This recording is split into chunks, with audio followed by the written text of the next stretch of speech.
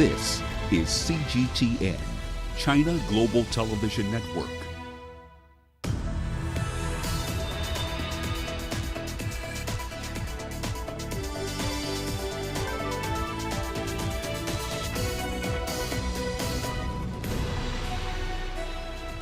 Hello there, welcome to this edition of Global Business Africa. In the course of the hour, we'll run through all the business news stories you need to know about from the continent and beyond. But first, a quick run through the markets for you. Starting in Nigeria, equities there down yet again today by nearly 2%. One more session similar to that, and frankly, all the year's gains will have effectively been wiped out. In East Africa, shares in the Brewer EABL surged by 4.25%, but there was heavy trading in two counters that rarely ever do feature in the top 10. The reinsurer, Kenya Re, and the agriculture stock, Sasini.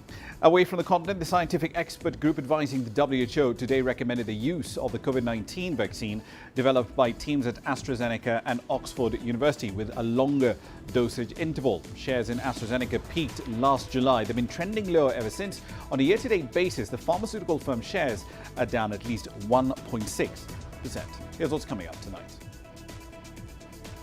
Ethiopian Airlines is set to resume flights using the Boeing 737 MAX in July. Zambia is gearing up for talks with the International Monetary Fund as it seeks a bailout. And the United Kingdom has increased testing requirements for international arrivals.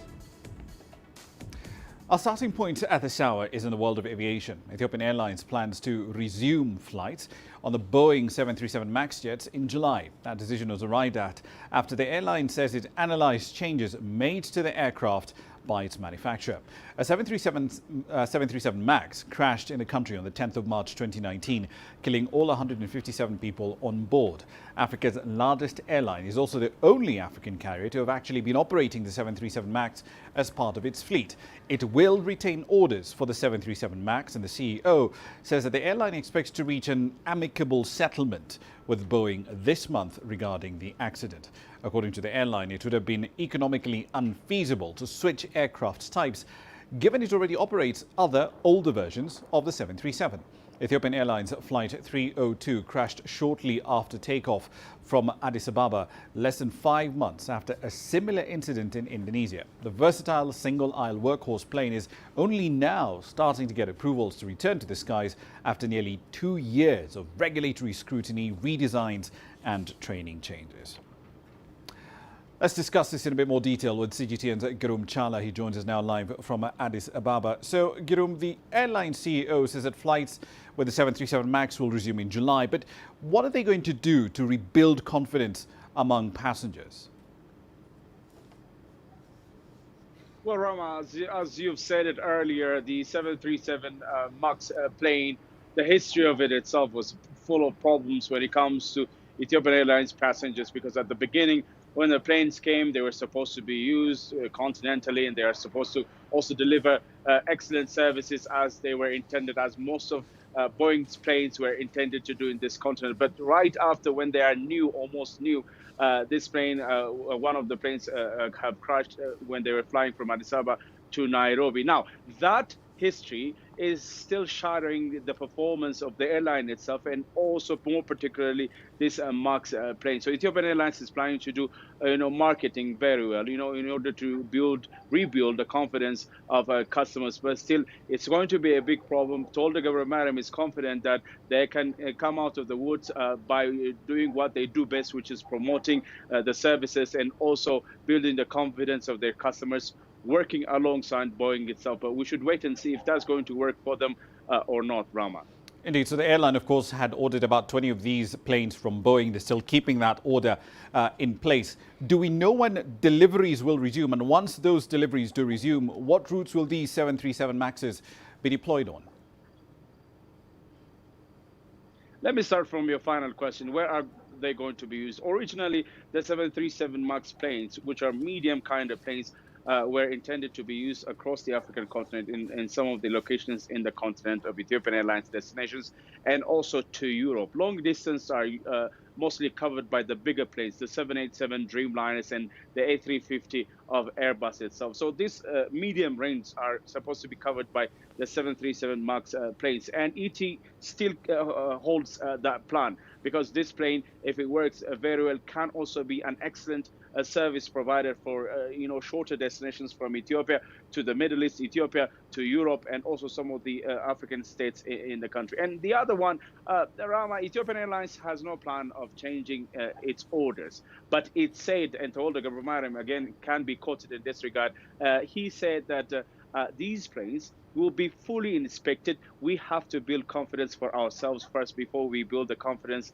of our customers, and thorough kind of examination will be done, both in terms of software and also the performance, the overall performance of the plane itself. Simulators are now here, so ET has the advantage of perhaps trying things out before they take the plane on air practically, Rama. Indeed, one last question for you. Airlines right across the continent have been decimated by this pandemic. What's the latest on the financial health of Ethiopian Airlines as this pandemic continues to suppress passenger air travel pretty much worldwide? The CEO is on record saying the firm is cash positive, but what's the business outlook for 2021? Straight to the answer, Ethiopian Airlines is doing just fine. They've been reporting its financial performance. As you say, there is no cash problem. Ethiopian Airlines is perhaps one of the few airlines in the continent, even across the world, which did not want any government bailout or even any financial assistance from the government in this COVID-19 times. It has continued being profitable. It's been paying its employees salaries. It's been paying its debt. And many other things. One of the excellent things, if you like, what Ethiopian Airlines has done is it has immediately changed its strategy from a passenger perspective to a cargo perspective. It has converted most of its planes, including the 787 Dreamliners, the A350s and the others, into a cargo plane so that they can transport PPEs during this COVID-19 times. One data even says that it has been one of the 10 top transporters of cargo in 2020. That tells you that ET has been compensating some of the loss it has faced because of the lack of passenger numbers or services in the sector. But remember, still ET has been affected and millions of dollars of loss have been registered. But still, the airliner has been performing better than perhaps most of the airliners across the world. Indeed, that's certainly the case. Girum Chala in Addis Ababa. Thank you. Now, further north, Egypt is facing a wheat crisis after the world's largest producer of that particular grain, Russia, imposed some fairly strict export measures that come into effect in the middle of February. Authorities in Russia say that the move is necessary to reduce domestic inflation, essentially by artificially raising the amount of supply available in the country. But that in turn has raised global wheat prices to a 6-year high. As the Yasser Hakim now reports, Egypt is one of the countries that's likely to be hit the hardest by this tax change. Egypt consumes 21 million tons of wheat per year. 16 million of the commodity is imported, making it the largest importer of wheat worldwide. More than 80% of the North African nation's wheat shipments come from Russia. The Russian decision to increase export tax by $25 has raised prices of wheat to $300, which is the highest in 6 years. This led to a cancellation of Egypt's latest tender because the lowest price offered was $310 per ton. The problem is that the high price will add a burden to the budget and will increase the subsidy bill on bread. Current wheat reserves cover Egypt's needs till end of March. Cairo will have to tap into the international market before the local harvest begins end of April. It begs the question whether the North African country can be self-sufficient in this commodity rather than depend on other countries. Self-sufficiency of wheat production is unlikely because wheat production has been stable at 4 to 4.5 million tons a year, so they'll need to more than double the cultivated area of land. Secondly, although wheat is a strategic commodity, it's very costly and the revenue is low. Farmers tend to replace wheat with vegetables and fruits, which are more profitable crops, making it harder to achieve self-sufficiency. Meanwhile, the government is studying incentives for farmers to increase local production, while continuing research for seeds that can yield double the crop in the same amount of land. Yasser Hakim for CGTN, Cairo. Oil exports from West Africa fall into the lowest level in nearly 3 years last month, following a range of force majeure actions from some oil majors operating in Nigeria. The country, of course, is Africa's biggest oil producer, and it has seen its shipments curtailed in recent months, partly by infrastructure issues affecting its largest crude streams. Here's Deji Badmus with the details. Key to the drop in Nigeria's oil export is disruptions to major oil export terminals, which forced operators to declare force majeures and shut down the facilities for repairs. Experts say in addition to that is the OPEC Plus output cuts, which pegs Nigeria's production at 1.5 million barrels per day, as against its capacity of 2.3 million barrels per day. It has affected us very seriously. One, that there was COVID. Two, demand had gone down even before COVID.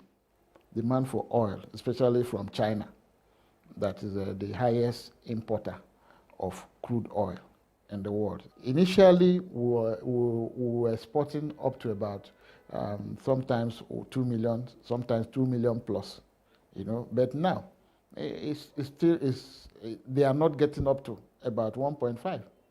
With some of the export terminals now coming on stream, Nigerian crude production is forecast to grow to over 1.7 million barrels per day in April and hit around 1.9 million barrels per day in the second half of the year. But with the OPEC Plus cuts in place and demand for oil still depressed, it's unlikely the country will reap much from the hike in production.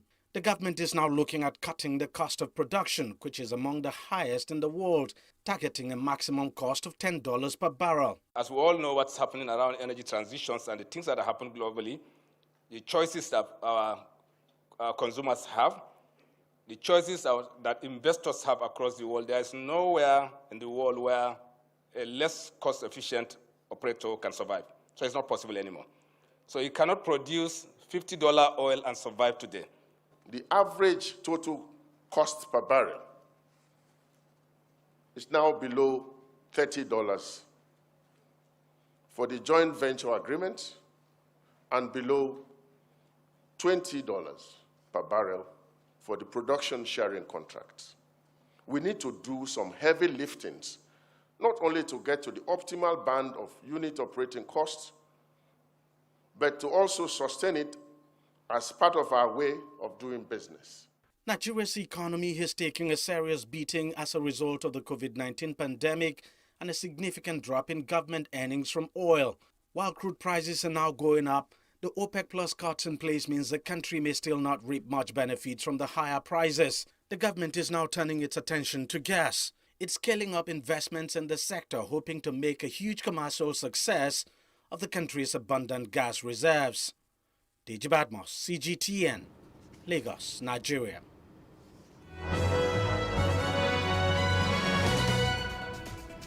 All right, then, a quick run through some company headlines. Still in the world of commodities, Goldfields says it ended 2020 with a strong rise in production, and management expected full-year headline earnings per share to more than quadruple as it reaps the benefits of record metal prices. Now, the group has mines in South Africa, Australia, West Africa and Latin America. In a trading update, it said that gold production in its quarter ending in December was expected to rise by 6.5% quarter-on-quarter to 593,000 ounces. The Kenyan-based firm Samia Africa has returned to the tyre distribution business after shutting down that division just in May last year in order to tame a loss-making streak. Now, the firm also shelved plans to outsource tyre production to Asia. At the time, the Nairobi Securities Exchange listed company told shareholders that it would focus on its real estate business, which it projected would be able to return it to profitability. A unit of the oil major Royal Dutch Shell has signed a deal to supply Amazon with renewable energy. The deal enables the latter to power its business entirely, really, by clean energy by 2025, 5 years before its target. Shell and Eneco got the right to build a 759-megawatt wind farm in the North Sea last July. Amazon will use 250 megawatts from Royal Dutch Shell and another 130 megawatts from Eneco, bringing the total generation capacity available to it to nearly 400 megawatts. And finally, the brewing giant Heineken has announced plans to cut nearly 10% of its workforce after a sharp drop in sales due to the pandemic. It said that 8,000 jobs would be cut, some of them at the head office in Amsterdam. The company is the world's second largest brewer, Heineken being Europe's top-selling lager. That's a run through your company headlines.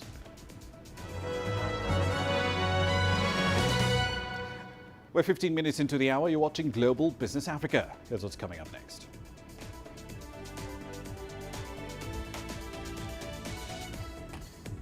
Zambia gears up for talks with the IMF as it seeks a bailout. And South African exports are growing as economic activity starts to recover. The world economy as we know it is about to change. Global business reports highlight emerging markets, developing countries, and dynamic sectors worldwide. We feature top analysts and newsmakers to provide perspectives on every facet of business. From an on-the-ground perspective, we provide you with balanced and objective assessments. Fast, sharp, and insightful. Global Business, only on CGTN. Every story starts out like this. Okay, we'll head up now. But beyond the rush of the numbers, there's always a more fundamental question. What happened? Who has been affected? When market-moving decisions are made, who's responsible? And why? Let's get some reaction on ground. Joining us in Johannesburg is Sutra. Hello, Nairobi. This is how all stories begin. See how they end. Only on Global Business.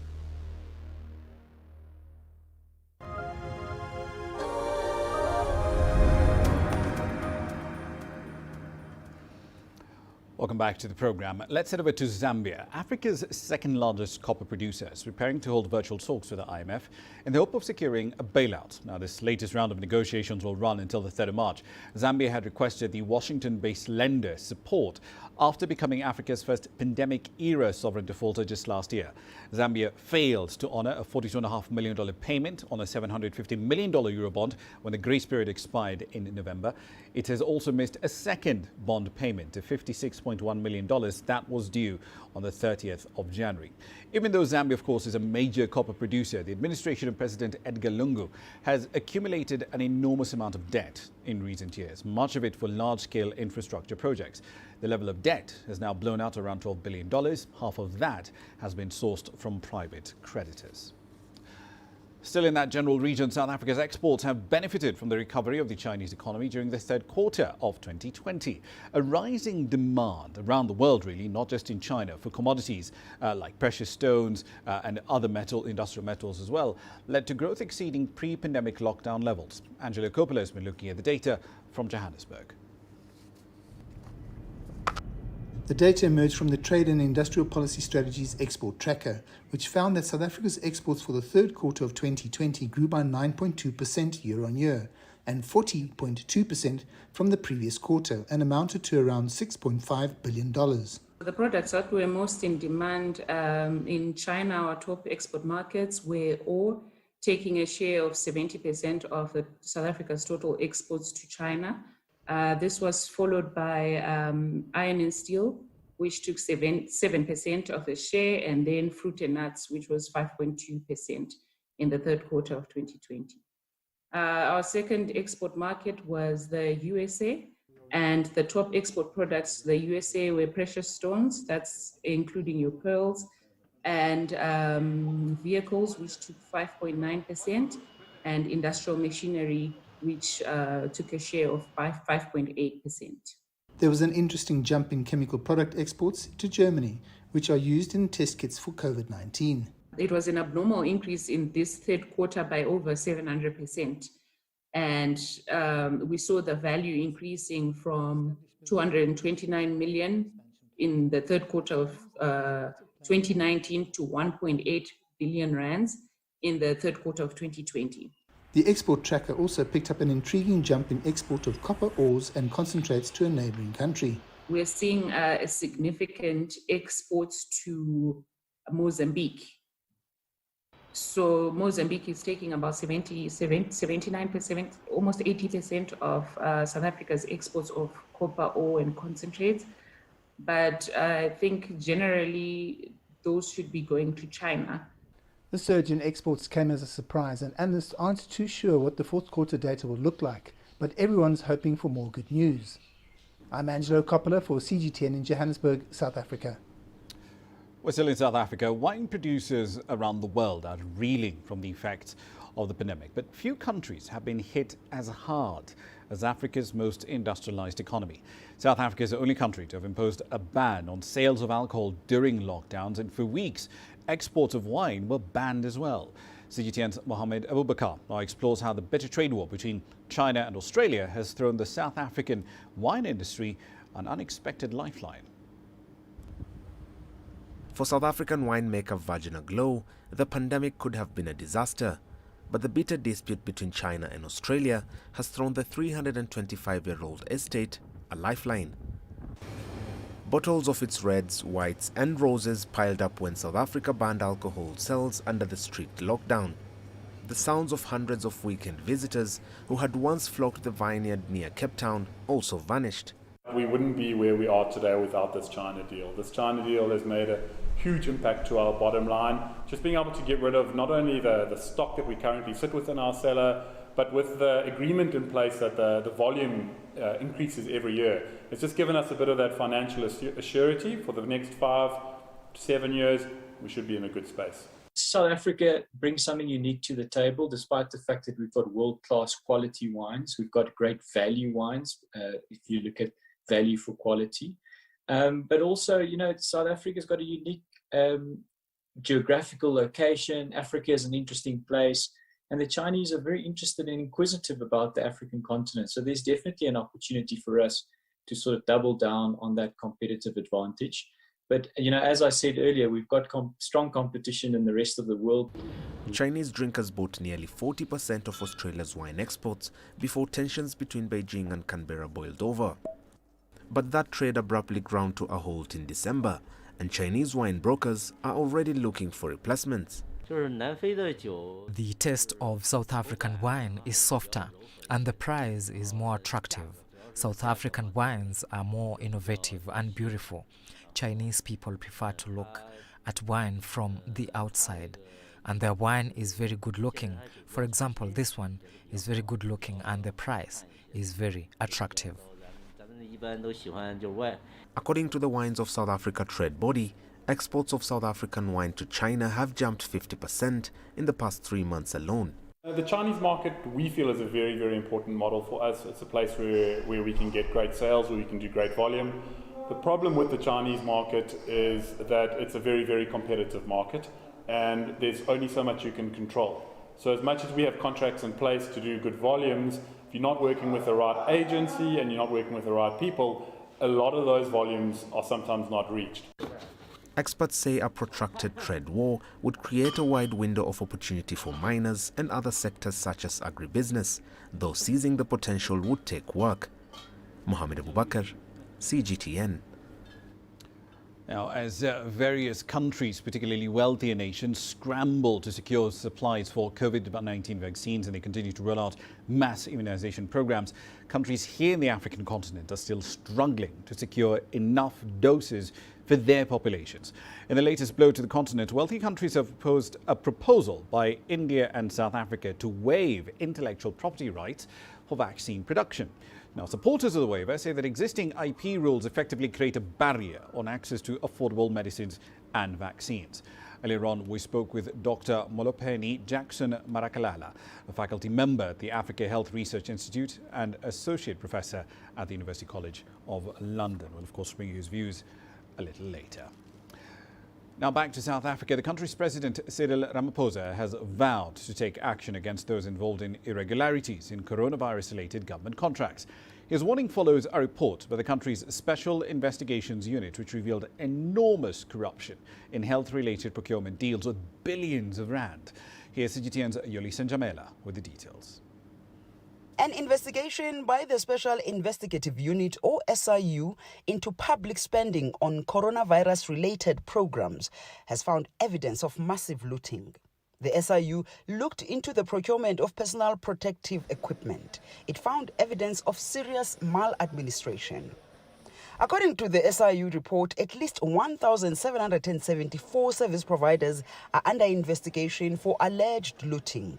Actions that we are taking. Firstly, to ensure that the allegations, when they are reported, they receive appropriate attention, investigations are conducted timely, effectively, and the outcomes are reached, as we were reporting now, and ensure that those outcomes are attended to. Consequence management is meted out, so that punishment is also meted out. This will have the effect of ensuring that there is deterrence and that those would be corrupt and those would be maladministrators. A clear message is sent. According to Advocate Mutibi, many PPE suppliers used different companies as fronts to obtain multiple contracts from the health department, and prices were inflated. In some cases, the markup was as high as 400%. In his weekly letter to the nation, President Cyril Ramaphosa reflected on the SIU report. He said that while the country had grown accustomed to hearing stories about corruption, nothing could have prepared the nation for the lengths that some had gone to in order to steal. The president says what is most disturbing is the willful intent to commit fraud at a time when the country is scrambling to procure PPE to protect people. Some analysts believe that while President Ramaphosa has shown willingness to tackle corruption, the task will be quite difficult because they say corruption is deeply entrenched. The corruption in South Africa is comprehensive, it is systemic, it is pervasive, and it affects every level of government, whether it's local government, provincial government, national government, state-owned companies. Greed is a moral problem that has been eating up the social fiber, the moral fiber of South African society for quite some time.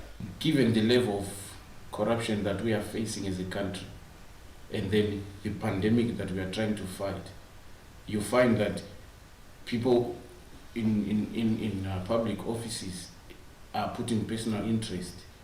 That's corruption. Personal interest before public interest. So it's going to be very difficult for us to tackle this pandemic. President Ramaphosa has assured South Africans that the net is closing in on those implicated in the corrupt activities. He says the state is now trying to recover the money, and some cases have already been referred for prosecution. Yolisa Njamela for CGTN in Johannesburg, South Africa.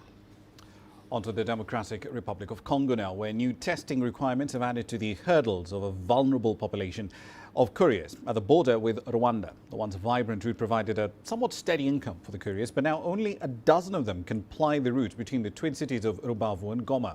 New regulations have left dozens of these individuals stranded and desperate. Here's Beryl Oro with their story.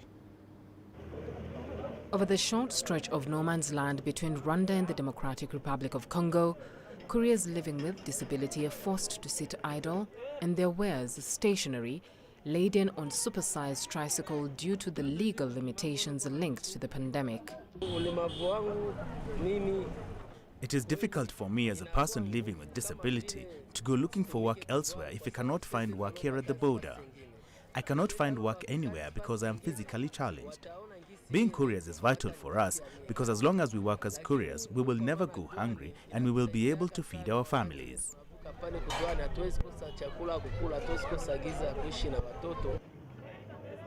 Claude has a permit to shuttle some goods in and out of DRC tax-free, but an 8-month-long border closure last year, coupled with new testing regulations caused by the coronavirus pandemic, meant he and 200 fellow couriers saw business dry up. We don't have $50 to get tested, and we don't even have the means to earn that much money. That's why we are sitting here doing nothing. We don't know what to do anymore. We don't know what will happen to us. We know that the borders have reopened, but we have no one to help us or guide us through this problem. There are few opportunities for people living with special needs, especially in trade. But thanks to a decade-long old quirk in customs law, sending goods via custom-made carts is cheaper than hiring a truck. I chose to use the services of couriers because they're more affordable than using truck drivers who bring goods from across the border. Most have been able to benefit from the custom law. However, authorities now require the couriers to take a regular COVID-19 test, which at $40 per swab is a prohibitive cost for many who earn less than $20 a day. Rwanda gives free tests to Claude and around 60 of his colleagues, but the remaining 140 couriers must pay their own way. What I want for our government is to help facilitate us from some of these issues. Rwanda helped us by providing us with free tests, and so should the Congolese government, so that we can go back to work and be able to feed our families. The rest of the out-of-work couriers have been gathering on their hybrid bikes on the Congolese side of the border, hoping for a clear break in a season that globally can be considered unpredictable. Beryl Oro, CGTN. Now, COVID-19 restrictions in Zimbabwe have inadvertently boosted the consumption of locally produced goods. Zimbabweans have been forced to cut their dependence on imports as border controls have drastically affected the movement of goods into the country. Local shop owners are also reaping the dividends of these restrictions. That in turn has increased the prospects for the country's efforts to revitalize local industries, which have been battling to compete with foreign competitors and relatively cheap imports for years. But analysts are arguing that this current trend needs to be nurtured well beyond the COVID-19 pandemic. The lockdown has increased appetite for local products, and a lot of people are coming to buy. What we need is sustained supply of locally manufactured goods and services, and that goes to the crux of competitiveness.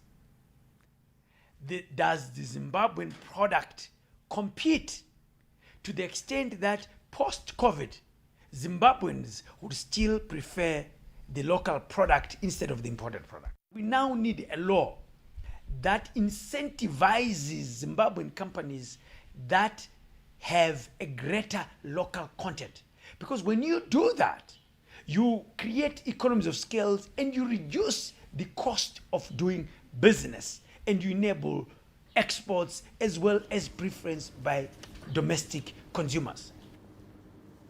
It's just after 18:30 GMT. You're watching Global Business Africa. Here's what's coming up next.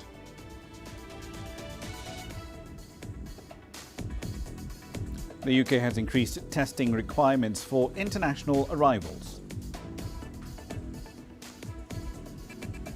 And we'll explore how high taxes are forcing tech companies to leave Silicon Valley.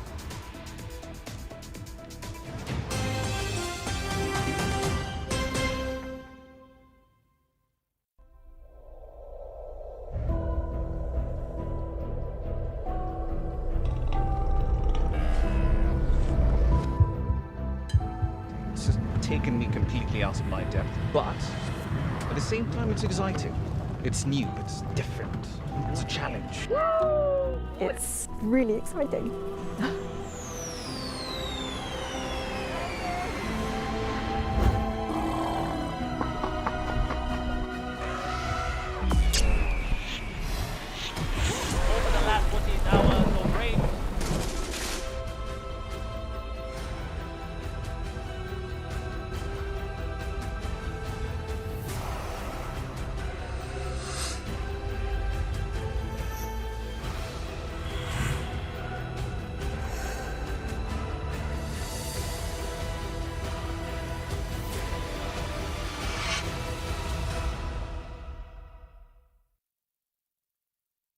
Business in Africa is at the crossroads. We celebrate those who are adopting and thriving despite the challenges, from grassroots to big businesses. Global Business takes you along for the ride as we track the making of a giant. Only on CGTN.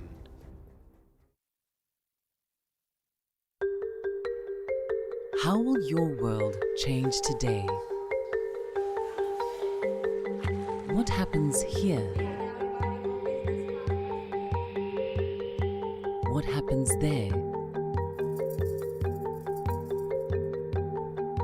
what you make happen for yourself. If it matters to you, it matters to us too. Your stories are the stories that need to be told. Africa Live. Find your voice.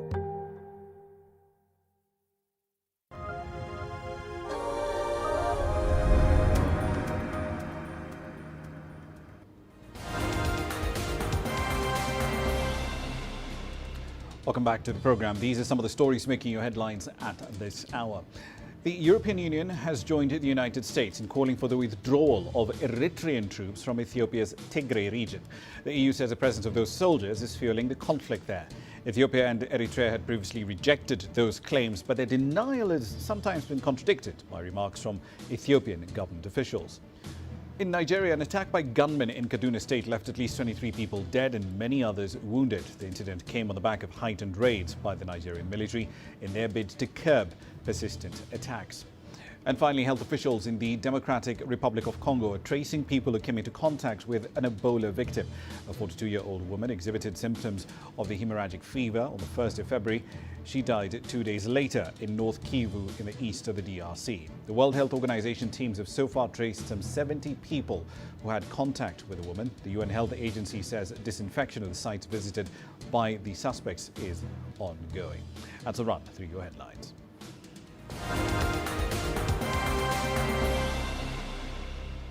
The United Kingdom has announced new requirements for international travellers coming into the country. Passengers must now take 3 coronavirus tests. Those who do not comply will be fined. The measures are aimed at keeping the variant first identified in South Africa out of the UK. From London, here's CGTN's Nicole Johnston. Travelling into the UK has just become much harder. Not only will passengers have to take a PCR COVID-19 test before they board the flight, they will then have to take an extra 2 tests on day 2 and day 8 during their 10-day quarantine period and pay for all 3 tests. And we'll be putting in place tough fines for people who don't comply. This includes a £1,000 penalty for any international arrival who fails to take a mandatory test, a £2,000 penalty to any international arrival who fails to take the second mandatory test, as well as automatically extending their quarantine period to 14 days. Also from Monday, passengers who arrive from one of 33 countries where it's feared cases of the variant first identified in South Africa have spread will have to quarantine in a hotel, again at their own expense. When they arrive, they'll be escorted to a designated hotel, which will be closed to guests who aren't quarantining for 10 days or for longer if they test positive for COVID-19 during their stay. We've contracted 16 hotels for an initial 4,600 rooms, and we will secure more as they are needed. All these border restrictions are aimed at one thing: keeping the variant first identified in South Africa out of the UK. But it appears it's no more transmissible than the UK's dominant variant. And because of that, there is no reason to think the South African variant will catch up or overtake our current virus in the next few months. And that's a really important point. And as for a holiday abroad, you can forget that. It is, of course, illegal to travel abroad without a legally permitted reason to do so, so it's illegal to travel abroad for holidays and other leisure purposes. So right now there's no excuse for leaving the UK, unless, of course, it's for good. Nicole Johnston, CGTN, London. On to a legal fight across the Atlantic. Huawei has filed a legal challenge to the US Federal Communications Commission's designation of the Chinese tech firm as a national security threat to communication networks. Last June, the FCC formally designated Huawei and another Chinese firm in the same space, ZTE, as security threats. Now, the move effectively bars American companies from tapping an $8 billion government fund to buy equipment from those firms. At the end of 2020, the FCC rejected a petition from Huawei asking the agency to reconsider that decision. China is vowed to deepen cooperation with Central and Eastern European countries at a virtual summit held between their respective leaders. The meeting was initially scheduled for last year, but it was delayed, of course, due to the COVID-19 pandemic. Here's Lu Wei now, taking us through some of the highlights of this year's event. 9 years of cooperation between China and Central and Eastern European countries, or CEE countries, and is set to continue. During the summit, President Xi Jinping said China plans to import more than $170 billion of goods from CEE countries in the coming 5 years. The Chinese president called for an increase in agricultural trade, saying that China will refine the assessment process for agri-food products from CEE countries and speed up their entry into China. The full potential of China's vast market and domestic demand generated by its 1.4 billion population, including over 400 million middle-income Chinese, will be unlocked. It will thus boost global demand and create more opportunities for the rest of the world. President Xi held their trade relations, adding that trade between China and CEE countries increased by nearly 85% compared with 9 years ago. Connectivity has also improved. The China-Europe Railway Express is reaching most of the region, running more than 30,000 freight services. Tourism between the two sides has also prospered. On tackling COVID-19, President Xi said China was ready to cooperate with CEE countries on vaccinations. So far, Serbia has received 1 million doses of vaccines from a Chinese company, and there is ongoing cooperation between Hungary and Chinese vaccine companies. President Xi also emphasized the need to advance international cooperation on climate change, calling for deepened exchanges in green economy, clean energy, and other related areas. Lu Wei, CGTN. Now, the pandemic has forced several businesses to shut down, but some have managed to adapt to the challenges posed by this pandemic, and they have managed to stay afloat. That ability to adapt to changing business patterns has delivered some interesting benefits for some, among them tea chains in China. CGTN's Gao Ang has a story.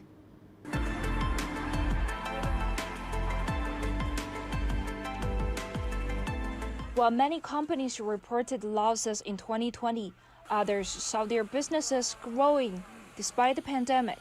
Just last year, a popular tea drink chain in China expanded to 18 cities, opening over 200 new stores. I'm now at Beijing Chaoyang Joy City's Haiti store. Among the brand's almost 700 branches across the country, this one has hit a record high in sales last year. Customers can order through an app and pick up their drinks in-store. It saves time. I can order when I'm on the way here and avoid queuing. I think this is very convenient for customers. Haiti says this option has been a long-term strategy. We actually began our Haiti Go program in September 2018 to encourage consumers to purchase drinks online. This has made us recover from the pandemic fairly fast. Last year, the Haiti Go app gained 13 million new users, in addition to its 35 million users. Haiti says over 75% of its online users last year chose to pick up their drinks in-store. So I've just got my drink after putting an order online 40 minutes ago on my way here. Customers say they enjoy the convenience and save time ordering this way. But they are also calling for cheaper prices and more online promotion. I usually drink Haiti, but it's like no matter how many drinks I buy from them, I don't get any discounts. I hope they make their prices more affordable and open branches in residential communities.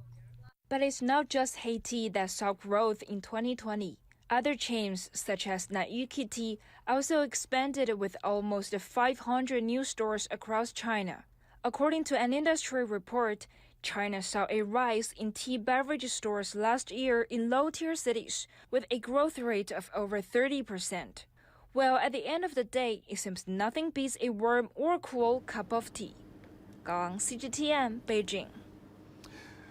Authorities in Mexico City have long faced a strong uphill task of how to get commuters onto bikes in order to ease the capital's infamous traffic. But that task has now become a little bit easier thanks to the pandemic, which is given to the rise of professional guidance as many more people are opting to cycle. With the details, here's CGTN's Alistair Baverstock. Irais Maya from Mexico City is a cycling coach and activist. But she's better known as Maya in BC, a social media cycling influencer here in the capital. Since the start of the pandemic, her advice has been much sought after. We focus on control of the bicycle, the rules of the road in Mexico City, and above all, safety, to ensure everyone is safe on the public highways. That's a major concern. Cycling in this traffic-clogged city is still regarded as a relatively dangerous pursuit, but with more than 165,000 COVID-19 deaths countrywide, people are weighing their options. Since the start of the COVID-19 pandemic, cycling has surged in Mexico City as more and more people avoid public transportation. The bike boom is seen as a healthier alternative, has reduced congestion on the roads, boosted the bicycle courier delivery business, and helped this city cope with the country's surging infection rate. Maya also runs a YouTube channel alongside her colleague Paula Gomez.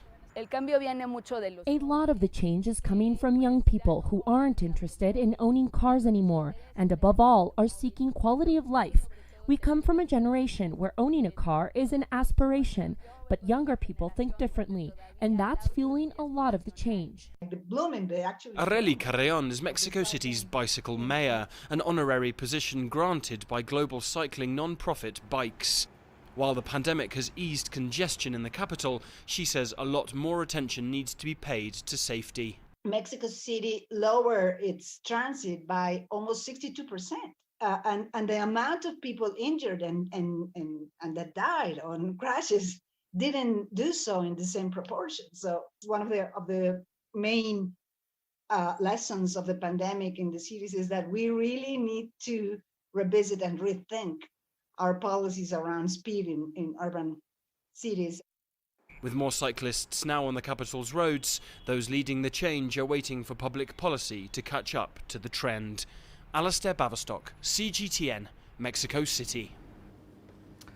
A little further north now, Silicon Valley, often considered to be the tech capital of the United States. But now it's facing an interesting challenge as tech companies and the high-profile staff move out of the state to Texas.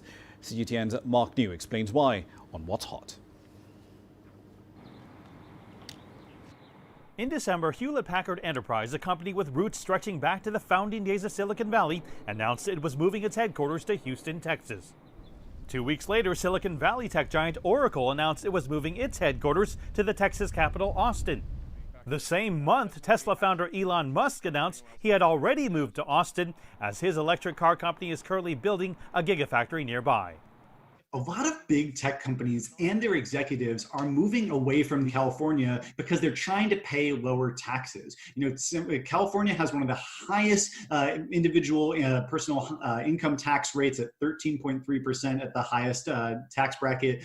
And the city has been unable to solve some of its enduring problems around homelessness and violence. We don't have a state income tax. From a business perspective, I'd say Texas is considered a business-friendly state. Austin has become this startup mecca, kind of like Silicon Valley. Mitch Jacobson is the executive director of Austin Technology Incubator, the oldest startup incubator in the country. He says the Texas tech scene started decades ago when companies like Texas Instruments, IBM, and Dell, where he worked as an executive, planted roots in the state. And there's been a lot of people like myself who have left those companies and started other companies. The Austin Technology Incubator was the only resource in town to help startups. Now there's 20-some or 30-some accelerators, a couple of incubators. If you draw a circle around Austin, 150 miles around, there's more students graduating from universities in this area than any other place in the country.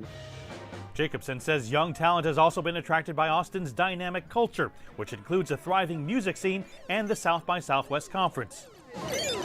The COVID-19 pandemic was really the massive shock needed to kind of open the floodgates and break the network effects that kind of made the Bay the de facto place to be if you want to build big companies and do ambitious things in tech. So I made the move to Austin essentially because the benefits to being in the Bay have been diluted, and the quality of life is just simply not as good as places like Austin. Whereas he used to live in a $3,000 a month one-bedroom apartment in San Francisco, tech entrepreneur Ben Renima now pays about the same to live in a 3-bedroom house with an office, gym, front and backyard too. The serial startup founder even formed an online group for tech entrepreneurs who've moved from Silicon Valley to Austin. In 2 months, it's already grown to 200 people. There's also just a number of people, from Silicon Valley moving here that are bringing a lot of their connections and experience with them. There's so many founders and engineers and people who are actually building things here, and I think that's what really matters. Renima doesn't rule out to return to Silicon Valley someday because he says people are trying to solve some of the problems like the high cost of living. Austin Technology Incubator's Mitch Jacobson says Austin itself now has the highest rent in Texas and that homelessness and traffic are also on the rise. So while they're trying to emulate the success of Silicon Valley, they'll also need to confront some of the very same issues that are known to drive people out. Mark New, CGTN, San Jose, California. A run through commodity prices now. Copper forwards in London up at least 4.9% so far this year. They're closing back to levels that we last saw in early January at around $8,147 a tonne. Oil prices about 12.4% higher on a year-to-date basis, climbing effectively out of the route that we saw in 2020 to hit $61.58 a barrel earlier today. Here's what's coming up next.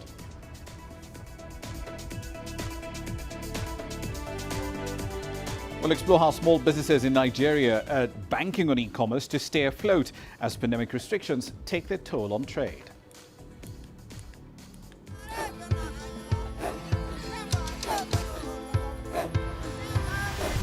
Africa is a continent of diversity, with varied climate and enchanting geography, and a people so distinct, but with a shared enduring spirit.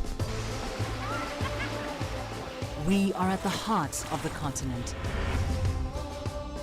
to bring you the untold stories. Let's have a look. We celebrate Africa as it shapes its own destiny. Aden, Tunis, Cairo, Juba, Johannesburg, Ethiopia, Tanzania. Africa Live. Find your voice. Images may appear to be identical, but looks can be deceiving. The difference is not always obvious. It has to be discovered. There are always different sides to a story. We put the focus on the details. To see more, to understand better. CGTN. See the difference. The greatest journeys, the greatest sights, the greatest adventures. Here in Qanater, this weir allows the locals to walk on water. We're far more than just TV news. We're your passport to the wonders of Africa.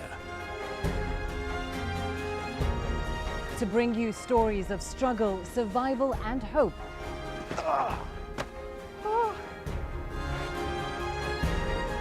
So let's explore.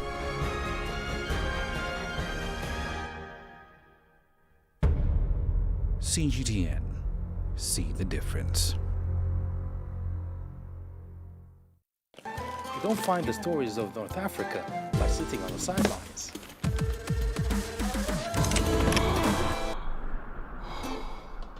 No one else will take you where we can in North Africa. And no one else will show you what it's all about. CGTN, see the difference.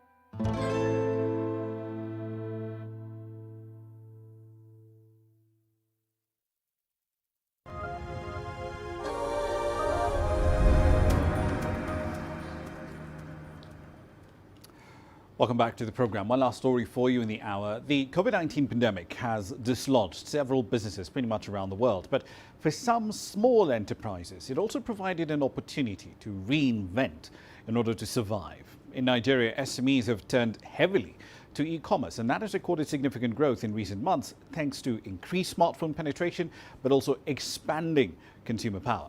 From Abuja, here's CGTN's Kelechi Emekalam.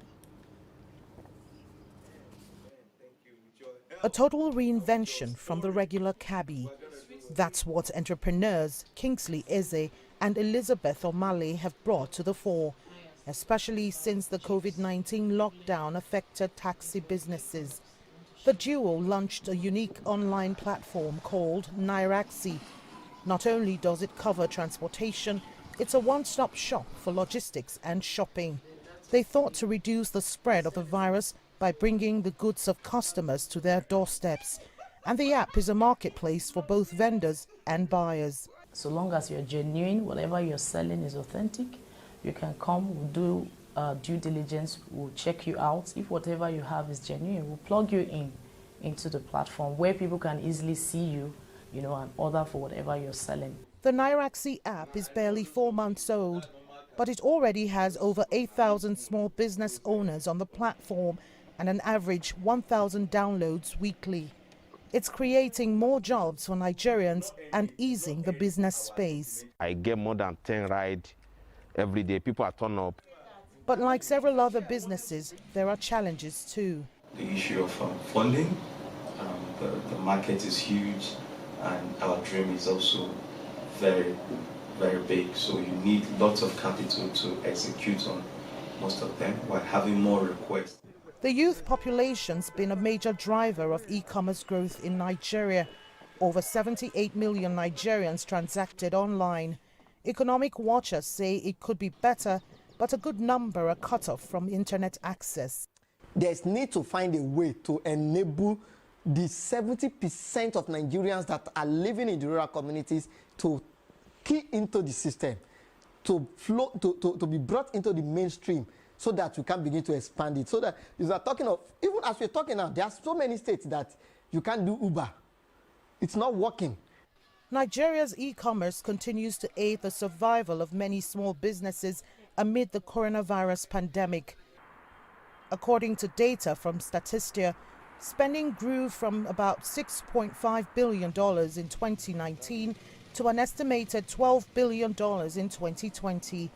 Experts say that figures could rise to $75 billion by 2025. But government would have to invest in policies that will support the gains of e-commerce as it continues to play a significant role in today's COVID-hit economic environment. Kelechi Emekalam, CGTN Abuja, Nigeria. All right, then I'll run through the currencies for you. Not much change with the currency we do track here. Nigeria, for instance, the Naira is essentially still hovering around the 400 Naira to the dollar level within the interbank market. But let's focus on the country we usually don't cover in this segment. Between Fitch's downgrade on the 9th of February and the country's announcement that it will make it a G20 common framework for debt settlement beyond DSSI, yields on Ethiopia's Eurobonds due in 2024 hit the highest level in 8 months. They rose by 68 basis points to 9.16%. That's basically sending yields back to levels, well, close to levels that we saw last in the first half of 2020. Yields on that note at that time came very, very close to 11%. On the currency side, in the last 12 months, Ethiopia's birr has steadily ceded ground to the US dollar. It's down by over 23% to 39.75 to the greenback. That's it for this edition of Global Business Africa. As always, we'd like to hear your thoughts on the content you've seen on the program in the last hour. There are many ways to get your thoughts back to us, all of them on your screens right now. I'm Ramah Nyang in the Kenyan capital, Nairobi. Thank you for your company in the last hour. The World Today is up next from Washington, D.C.